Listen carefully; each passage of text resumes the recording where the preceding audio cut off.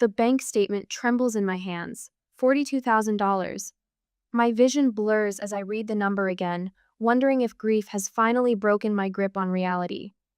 But Noth's statement remains steady, the numbers unchanging, while my grandmother's handwritten letter flutters to the floor.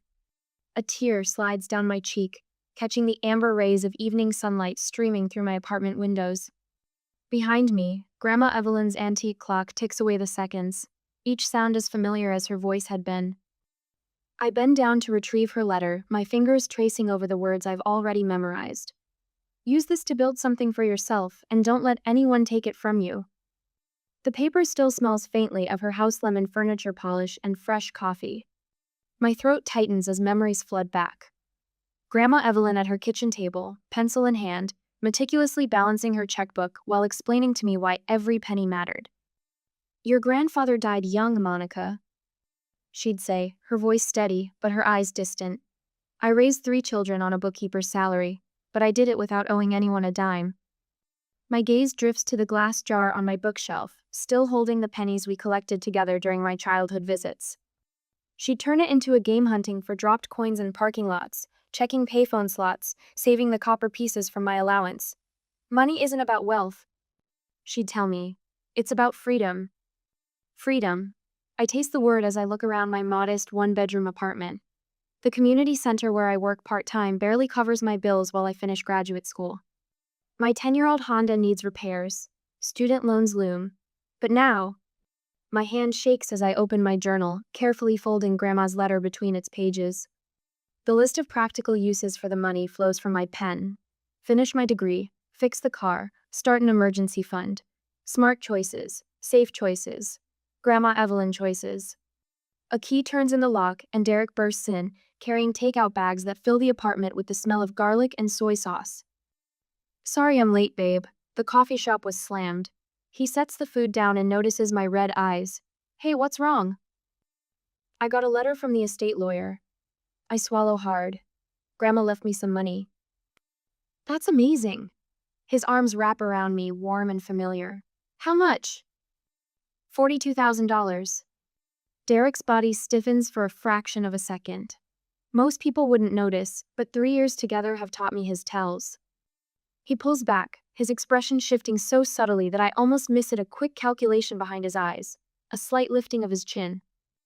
Babe, this changes everything for us. His voice holds an unfamiliar edge of excitement.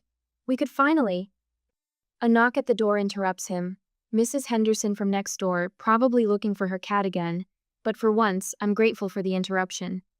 Something in Derek's tone has set off a warning bell deep in my gut, a sensation I push away as quickly as it comes. The next week passes in a blur of classes and work.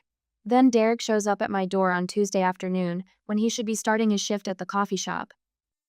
I quit my job, he announces, grinning as he flops onto my couch. Now we can finally focus on us without stressing about bills. The words hit me like ice water. What do you mean we? Come on, Monica. He sits up, his tone sharpening. The inheritance. It's perfect timing, we can use it to really build something together. This is my inheritance, I say, the words coming out smaller than I intend. From my grandmother. After 3 years together, you're still thinking like you're single? His voice rises, unfamiliar and ugly. Real couples share everything. Or is that not what we are? I stand frozen in my living room, really seeing him for the first time. The charming barista with big dreams has vanished, replaced by someone I don't recognize. Someone who's been here all along, waiting for his moment. That night, after Derek storms out, I sit cross-legged on my bed surrounded by old photographs.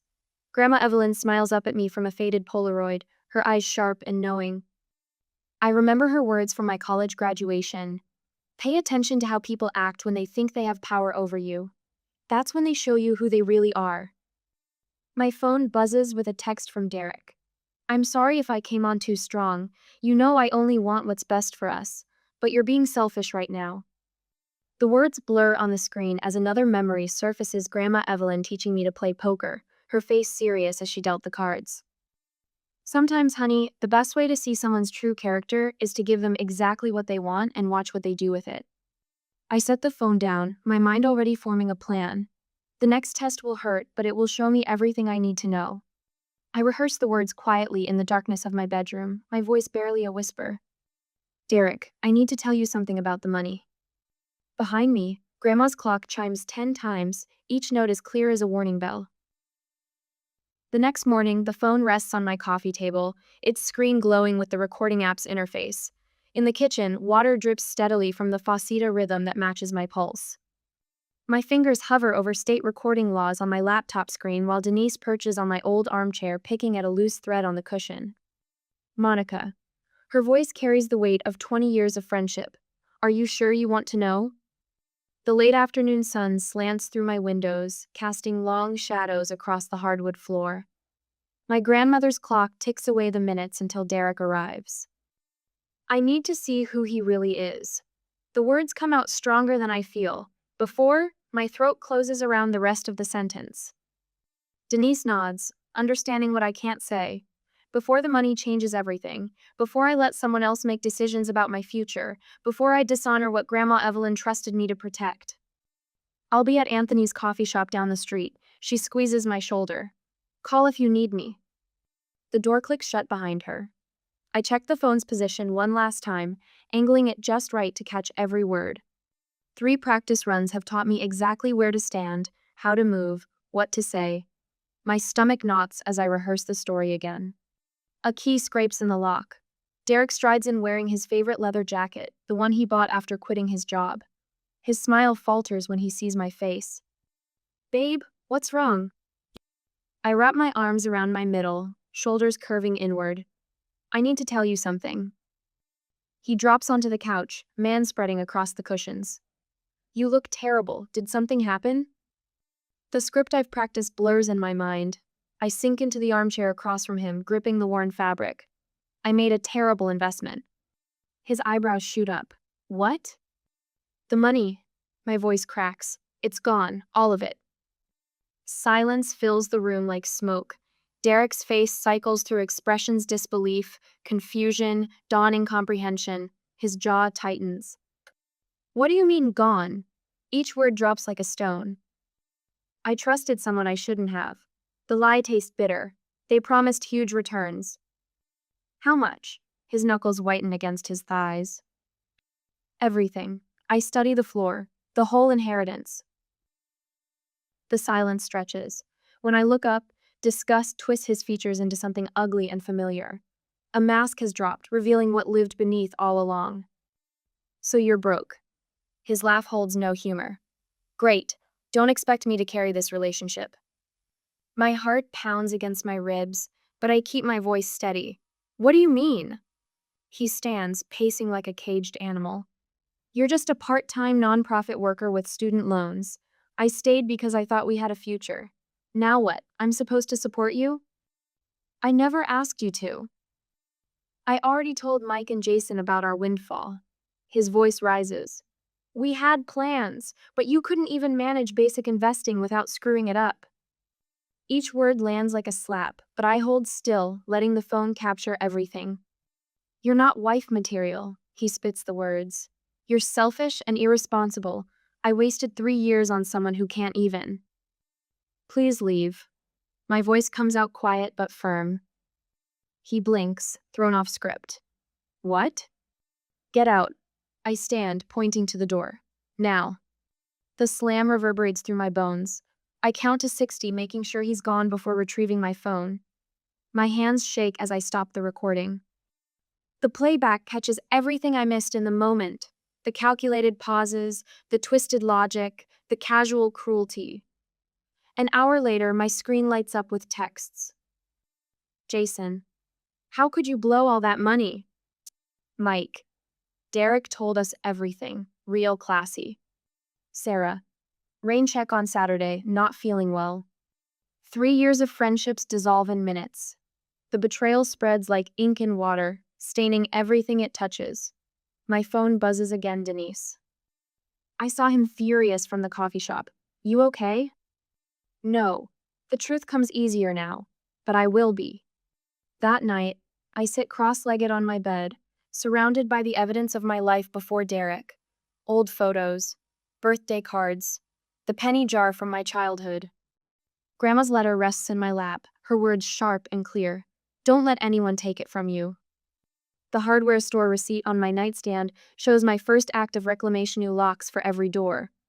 My social media accounts display cheerful taking a break messages. Derek's number joins 24 others on my blocked list. The clock strikes midnight. Each chime rings like a verdict, like freedom, like proof that sometimes losing everything means finding what matters most. I smooth Grandma's letter and whisper into the darkness. Nobody's taking anything from me again.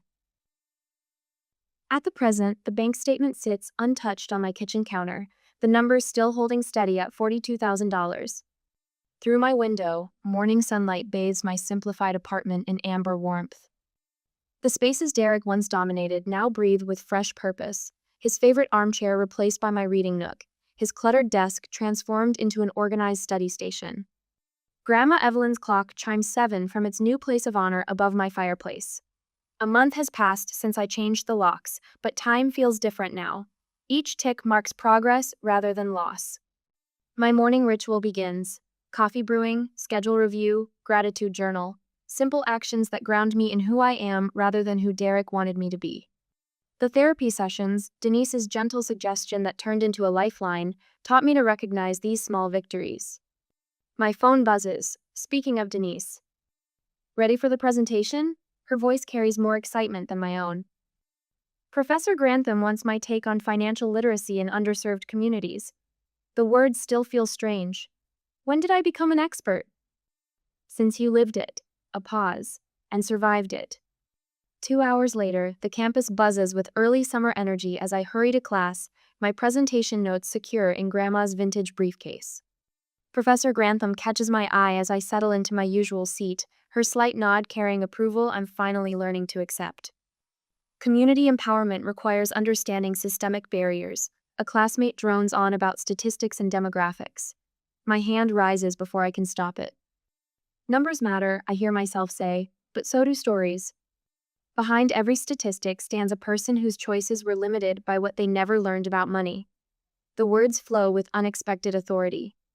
Financial literacy isn't just about budgets, it's about dignity. Professor Grantham leans forward. Expand on that, Monica. By the time class ends, 3 pages of notes cover my journal. Professor Grantham waves me over as others file out. You found your voice. She shuffles through the semester's assignments. Your insights about financial trauma, they're not just academic theories for you, are they? No. My fingers trace the worn leather of Grandma's briefcase. They're the reason I'm here. Stay after class tomorrow. I'd like to discuss your ideas further. 2 hours later, the women's shelter sits quiet when I arrive for my weekend shift. A new face catches my attention, silver hair, straight spine, eyes that have seen too much. The intake form says Patricia, age 63. 40, 3 years of marriage. She whispers as I pour her tea. I thought I knew how to handle money before I met him. Then suddenly I didn't know anything anymore. He made sure of that. My throat tightens. My grandmother taught me that financial independence isn't just about money. Smart woman. Patricia's hands shake slightly. What else did she teach you? For the next hour, we talk about bank accounts and boundaries, about the slow erosion of confidence and the even slower work of rebuilding it. Other women drift over, adding their stories to the growing circle. If I'd known then what I know now, one says. We could teach each other, another adds. The idea strikes like lightning. That night, I fill page after page in my journal, the words spilling out faster than I can write them. Financial literacy workshops, but not just about budgets and bank accounts, something deeper, something about worth. Denise arrives for our weekly coffee with a stack of therapy intake forms. The therapist said you're doing better than expected. Because I'm turning it into something useful. I slide my journal across the table. Read this. Her eyes widen as she flips through the pages. The Evelyn Project? Financial literacy workshops for women in transition, using my inheritance as seed money. The plan tumbles out, curriculum ideas, community partnerships, measurement metrics. This is it. Denise closes the journal carefully. This is what the money was for. Building something for myself, I quote Grandma's letter. Something no one can take away. And something that helps others keep what's theirs. Denise squeezes my hand. When do we start? Over the next few weeks, the vision takes shape. Professor Grantham connects me with nonprofit leaders. The shelter director offers space for pilot workshops. My supervisor at the community center recognizes the potential and adjusts my schedule to accommodate planning time. Each small step feels like restoration. The inheritance transforms from a number in my account to a foundation for change. Grandma's practical wisdom merges with my hard-won insights, creating something neither of us could have built alone. The project logo, a simple phoenix rising from an open book, takes shape under Denise's artistic direction. Perfect for a financial resurrection, she jokes, but the symbolism feels right. One evening, as sunset paints my apartment in shades of possibility, I stand before Grandma's clock. Its steady ticking accompanies my voice as I practice introducing the Evelyn Project to the world. Financial independence isn't just about money. I tell my reflection. It's about knowing your worth can't be calculated in dollars. It's about building something larger than yourself. The clock chimes, and I swear I hear Grandma's voice in its clear, strong notes. Build something for yourself and don't let anyone take it away. I touch the worn glass face of the clock, smiling at the memory of her teaching me to read its hands. I will, Grandma, but I'm building it for all of us. 2 months later, the whiteboard takes over my living room wall like kudzu, sprawling with workshop outlines and community connections drawn in 4 different colors. Denise stands back, marker poised at her chin, studying our master plan. My inheritance has found its purpose in neat rows of numbers along the bottom edge: seed money for supplies, venue deposits, marketing materials. Your financial expertise plus my marketing background? Denise grins. We're dangerous together. A knock at the door brings Lunchhand, our first test group. 5 women from the shelter file in, carrying the weight of their stories in hunched shoulders and darting eyes. One clutches her purse like a shield. Welcome to the Evelyn Project Pilot Workshop. My voice carries the strength of my grandmother's memory. Please, grab a sandwich and make yourselves comfortable. 2 hours later, the energy has shifted.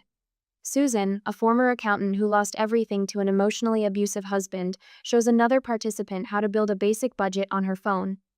Maria shares her system for hiding money in plain sight, a trick that let her escape with enough cash for first month's rent. The room hums with connection and quiet power. Ladies, this has been incredible. I check my watch, surprised to find we've run over. Next week we'll tackle. Monica. Denise interrupts, phone in hand. Her expression stops me cold. We need to talk. In my kitchen, she shows me the local business Facebook group. Derek's post glows with calculated concern. Warning to local entrepreneurs, watch out for questionable financial workshops targeting vulnerable women. Some people will do anything for money, even exploit trauma. Be careful who you trust with your community's well-being. The words swim before my eyes. 3 years of shared history distilled into digital venom. I can't. My throat closes. How can he? Stop. Denise's hand covers mine. This is exactly what he wants, to make you doubt yourself. The clock chimes 4 times, each note striking clarity through my panic. I hear Grandma Evelyn's voice. The best revenge is building something they can't touch. You're right. I straighten my spine. We're not stopping. The next day after the class, Professor Grantham's office hours provide the next strategic piece. She listens, gray hair caught in afternoon sunlight, then opens her leather planner. The community center board meets Thursday. I sit on it. She writes as she speaks. Your program model is exactly what we've been looking for. Official partnership would give you instant credibility. And protection from individual accusations, I realize. Precisely, she looks up. The local paper's new features editor, she's been asking about women's economic empowerment stories. Interested? Yes. The answer comes without hesitation. 3 weeks blur past. The community center's program director offers workshop space at no cost. A retired tax attorney volunteers to guest speak. My therapist suggests adding a self-worth component that resonates deeply with our pilot group. You're building an ecosystem, Professor Grantham says when I show her the grant application. This could go national. Tonight, I stand in my apartment transformed from a space of betrayal into mission control. The inheritance statement sits in my desk drawer, now bearing withdrawal notations for education and startup costs. Each dollar invested in something larger than myself. My phone buzzes. The reporter's text confirms tomorrow's interview. Behind me, the clock strikes 10, and I smile at my grandmother's photograph beside her framed letter. Yes, I answer the reporter. We're ready tomorrow at 10 a.m. The words settle into my bones with the weight of truth. Derek tried to take my reputation, my confidence, my right to grow. Instead, he gave me the final push toward my purpose. My fingers trace the familiar glass ridges of the penny jar now, our workshop demonstration piece. The copper coins catch lamplight like medals of honor, each one a lesson in dignity preserved. Watch me, Grandma, I whisper to the quiet room. I'm building something they can't take away.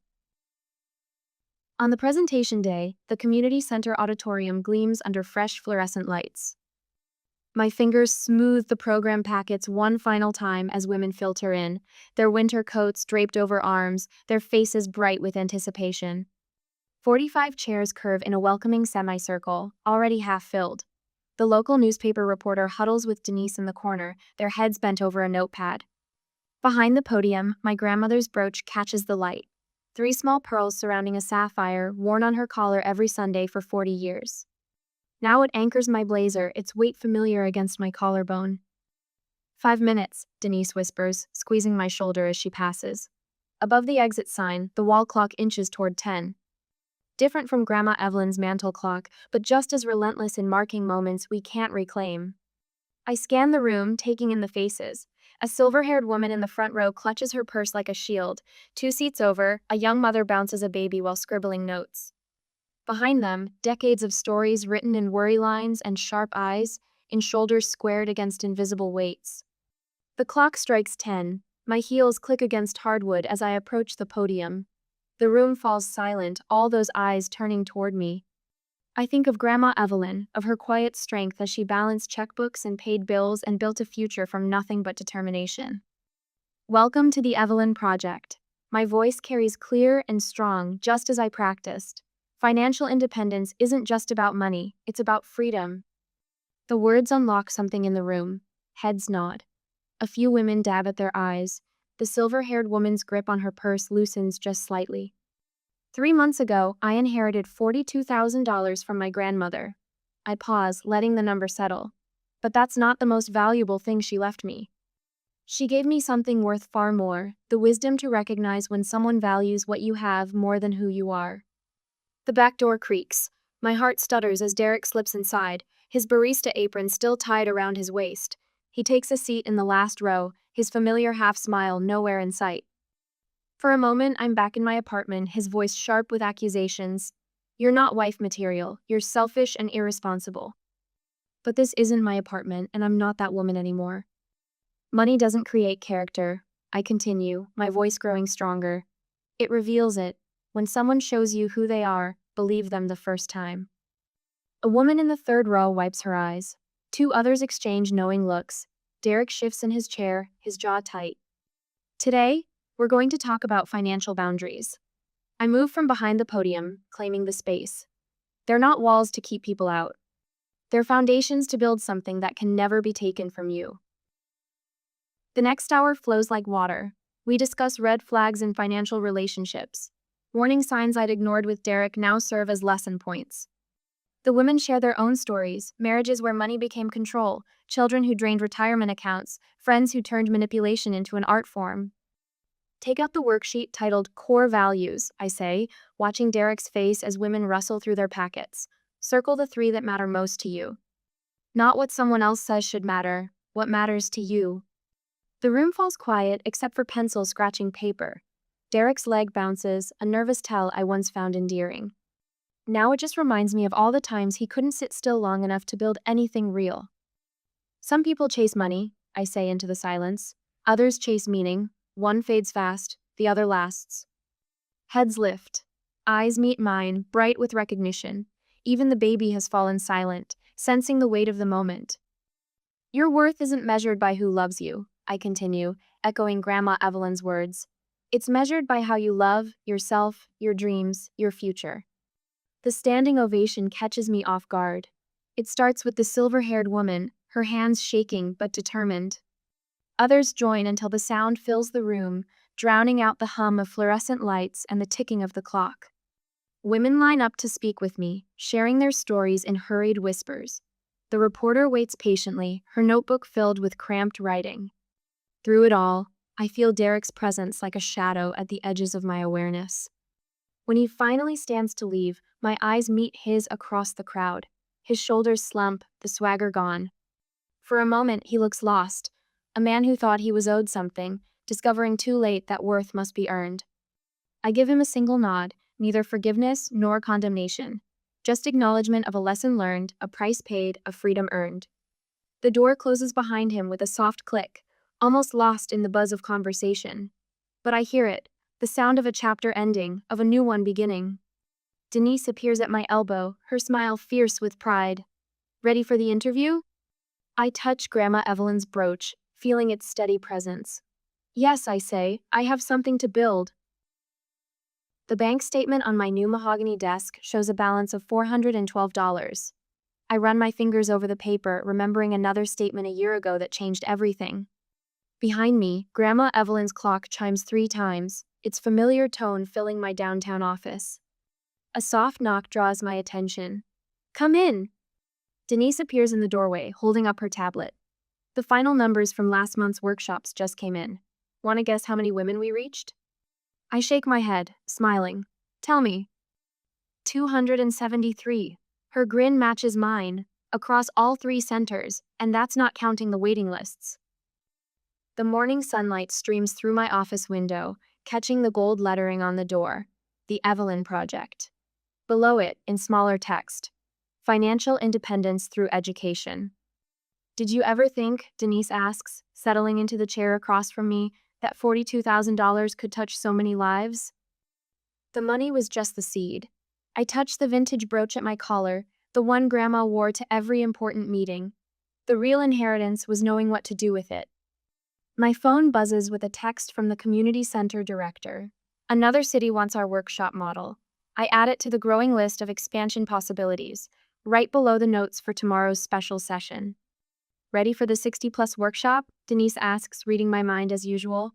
Margaret said she's bringing her whole bridge club. Almost. I open my desk drawer and pull out the stack of participant journals, each one containing the same message on the first page. Build something for yourself that no one can take away. The afternoon passes in a blur of preparation. At 5, most of the building empties, but I stay, surrounded by thank you letters from past participants. Each one tells a story of transformation. Sarah, who started her own alterations business. Patricia, back in school at 58. Jennifer, who finally left her controlling husband of 30 years. Their words fill the quiet office with invisible triumph. My fingers find Grandma's letter in my journal, the paper soft from countless readings. The words haven't changed, but their meaning grows deeper with each passing month. I remember her at her kitchen table, pencil flying across her ledger books, showing me how every penny mattered. The world runs on dollars and cents, she'd say. But a woman's worth? That's measured in stronger currency. A text from Professor Grantham lights up my phone. Brilliant job at the regional conference last week. The standing ovation was well deserved. I close my eyes, remembering the sea of faces as I shared our story. Not just mine, but all of our Severy women who ever had to choose between dignity and security. Every grandmother who scraped and saved to give her children better. Every daughter learning to stand her ground. The setting sun paints my office walls amber. On them hang 3 things: my newly framed master's degree in public administration, the local newspaper article about our program's success, and a black and white photo of Grandma Evelyn on her first day as head bookkeeper, standing straight-backed and proud. My laptop chimes with a final email confirmation of next month's scholarship program for women returning to education. 5 full rides, funded by our new foundation grant. I think of the glass jar where Grandma and I once collected pennies, and how she turned each coin into a lesson about compound interest and compound wisdom. Moving to the window, I watch the city lights blink on one by one. A year ago, I stood in my apartment wondering if I'd lost everything. Tonight, I stand in an office that bears my grandmother's name, knowing I found something far more precious than money. The clock chimes again, a gentle reminder that it's time to head home. I gather my things, straightening the stack of brochures for tomorrow's workshop. The front page shows our tagline, written in elegant script. Your worth isn't measured by your wallet. At the door, I pause. The office glows softly in the evening light, Grandma's clock keeping steady time on the wall. In the quiet, I can almost hear her voice. Some people chase money their whole lives, Monica. The smart ones? They build something that money can't buy. I smile, touching the light switch. We did it, Grandma. We built something they can't take away. The clock ticks steadily in the darkness as I lock up, its rhythm as familiar as my own heartbeat. Tomorrow, another group of women will walk through these doors, carrying their own stories of loss and hope. They'll leave with something more valuable than dollars, the knowledge that their worth isn't found in a bank statement but in the unshakable dignity of standing on their own ground. In my car, I check my final appointment for the day, dinner with James, my boyfriend of 3 months. A man who arrived in my life after I'd already built my own foundation, who looks at what I've created with admiration instead of calculation. The kind of partner Grandma would have approved of, someone who adds to your life without trying to subtract from your soul. But that's just a bonus chapter in a story that was always about something bigger. About the quiet power of one generation lifting another. About turning an inheritance of wisdom into a legacy of light. The city stretches out before me as I drive home, countless windows glowing in the dusk. Behind each one, a story waiting to be rewritten. Tomorrow, we'll start another chapter, one woman at a time. Grandma was right. The truest wealth isn't counted in dollars. It's measured in lives transformed, in dignity restored, in strength passed down like a treasured family recipe, growing richer with each generation that adds its own wisdom to the mix. I touch the brooch at my collar one last time, feeling the weight of all it represents, not just memory but mission, not just inheritance but imperative. We build something for ourselves, and then we build it for each other. That's a fortune that keeps growing, long after the bank statements fade.